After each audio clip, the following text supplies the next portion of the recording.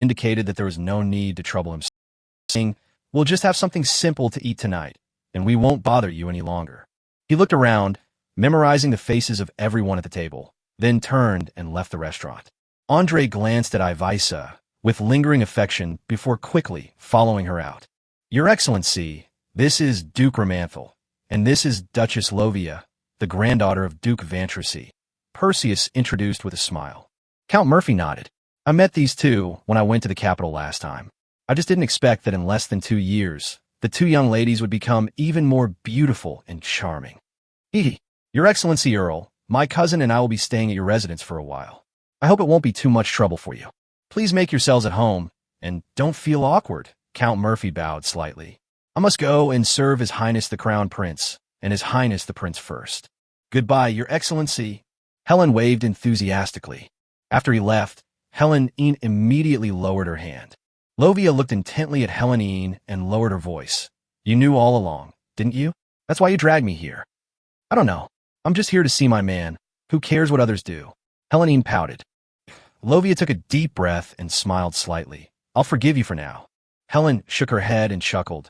"Don't forget who that guy was staring at the moment he came in." Lovia's smile instantly turned down as she reluctantly looked at Ivia, who was silently eating. She paused, then said, "I don't want to forgive you anymore." "I prefer this one," Helen said earnestly. "It means that we sisters can love and fight each other for a longer time." "Let's eat," Lovia said listlessly.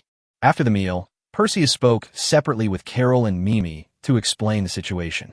Mimi was all right, but Helen's sudden visit had a significant impact on Carol, and he had to comfort her. "But this doesn't seem to be easy. You really don't need to be afraid of her. She won't do anything to you.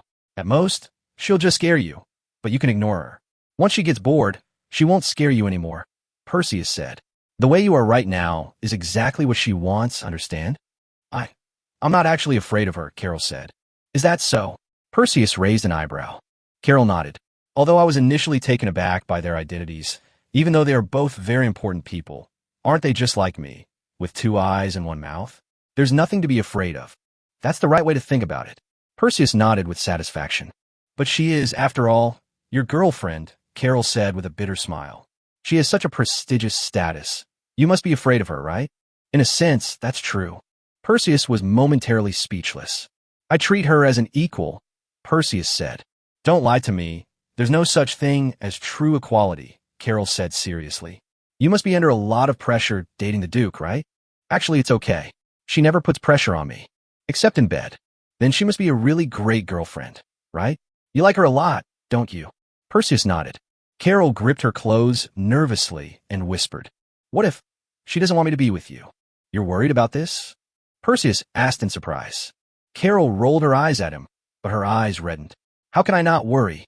I'm just a penniless commoner girl, inferior to her in every way. If she wants to drive me away from you, how can I resist? So you don't want to leave me that much?" Perseus laughed. "What are you so smug about? It's all your fault." Carol glared at him fiercely. "I caused this. Yes, it's all your fault. Are you trying to deny it? Are you unwilling to take responsibility?" Carol looked at him pitifully.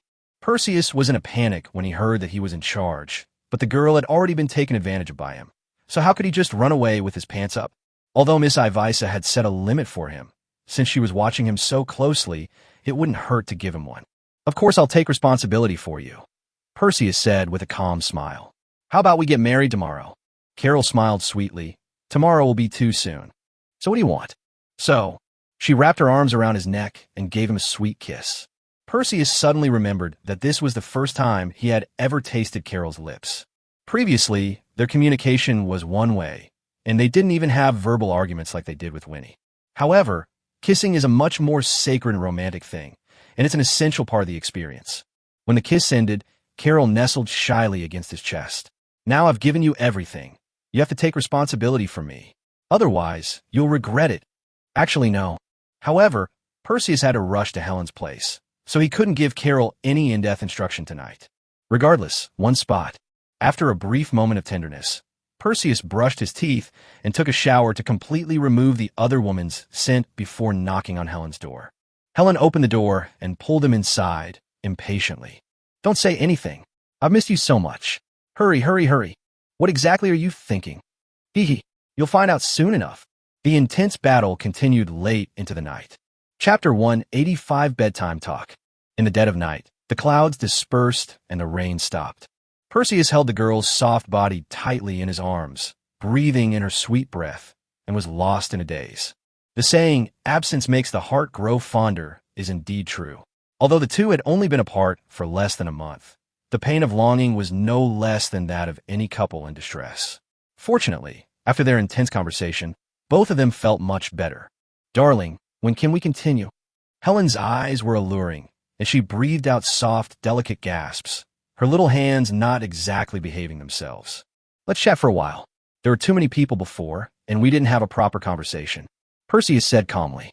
Even with the blessing of light magic and the skills he honed with Winnie Carroll, he found himself somewhat powerless when facing Helen.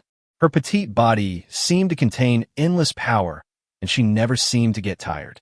It had been a long time since they had talked, and she was like a wild and untamed female beast, as if she wouldn't be satisfied until she had devoured him completely. "Okay." Helen was very understanding. "I also want to know what interesting experiences you've had lately. This gives us something to talk about." As Perseus recounted his experiences since leaving the capital, he took the time to conserve his energy for the more intense storm that followed. Aside from the hidden reasons for taking in Mimi and the progress of his relationship with Ivisa, there was nothing he couldn't tell Helen during this time. He broke it down and told her slowly, one by one, trying to get more breathing room. Helen showed great interest in this, listened attentively, and occasionally chimed in to express her own views on the matter. Time passed second by second. Perseus, who considered himself to have a fairly rich experience, could explain things in no time, no matter how detailed his explanation was. Seeing that Helen was about to launch another major offensive, Perseus was not prepared and had to start the conversation from her perspective. His utter embarrassment as a man was laid bare at this moment. Well, if all his women were as fierce as her, he wouldn't be able to do anything else in the future. Winnie was also greedy, but compared to Helen, she was just a greenhorn. "I've finished speaking on my end. What about yours?" Perseus smiled.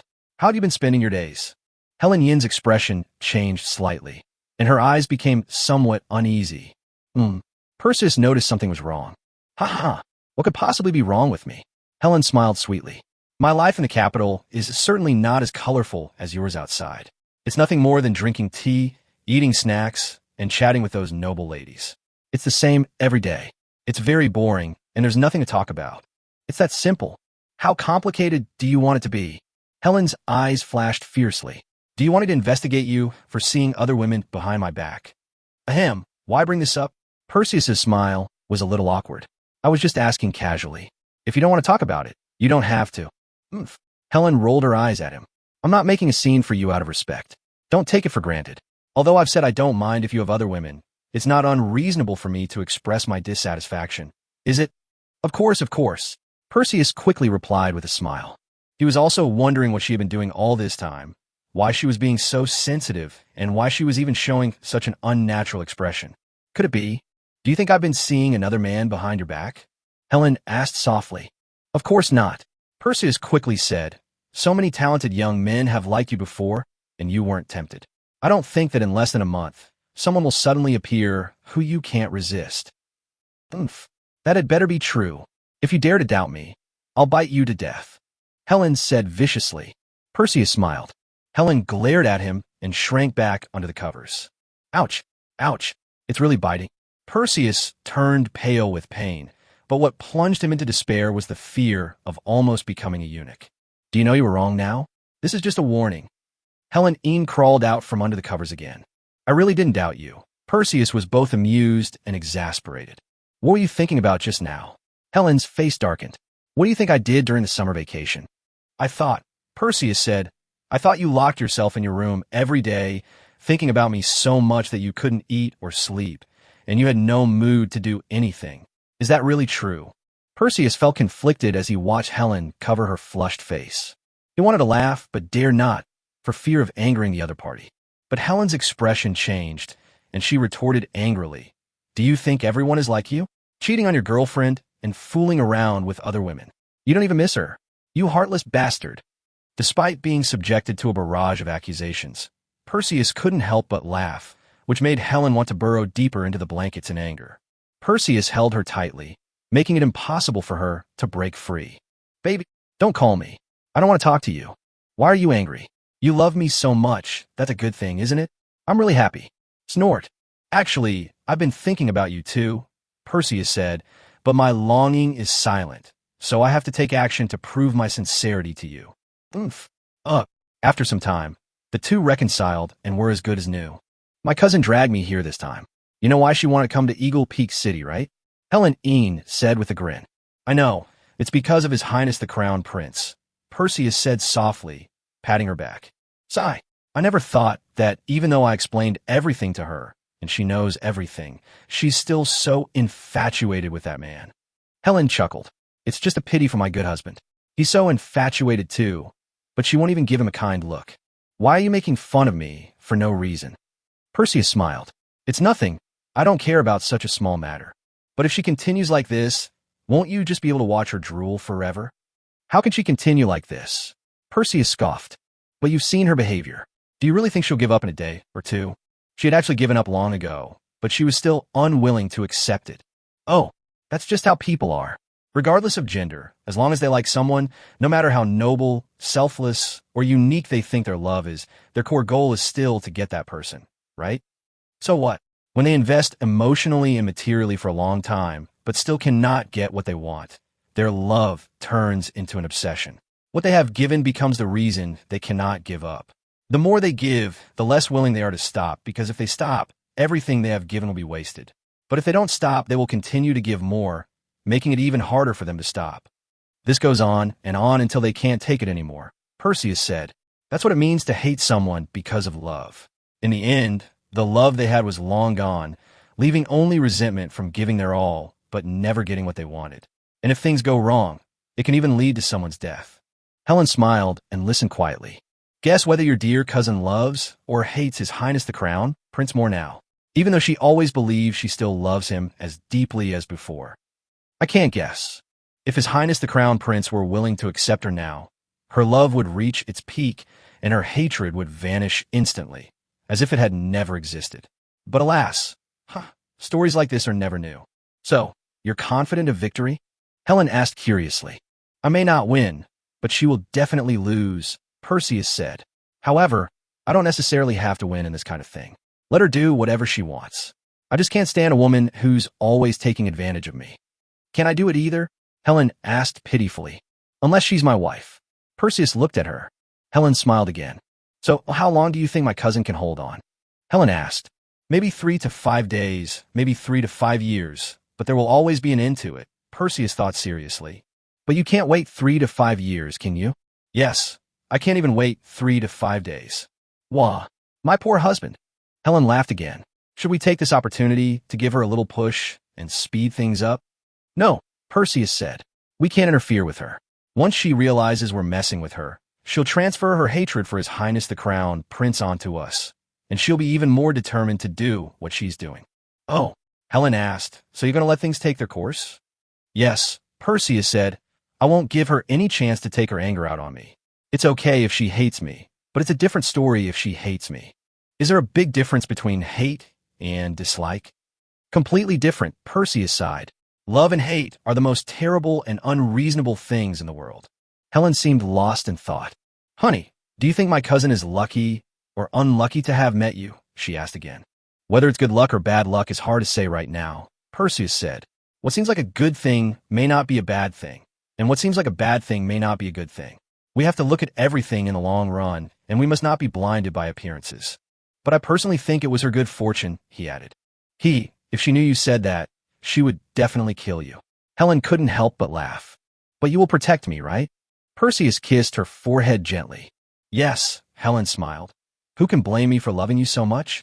As long as I'm here, no one can hurt you. I know, Dawn broke quickly.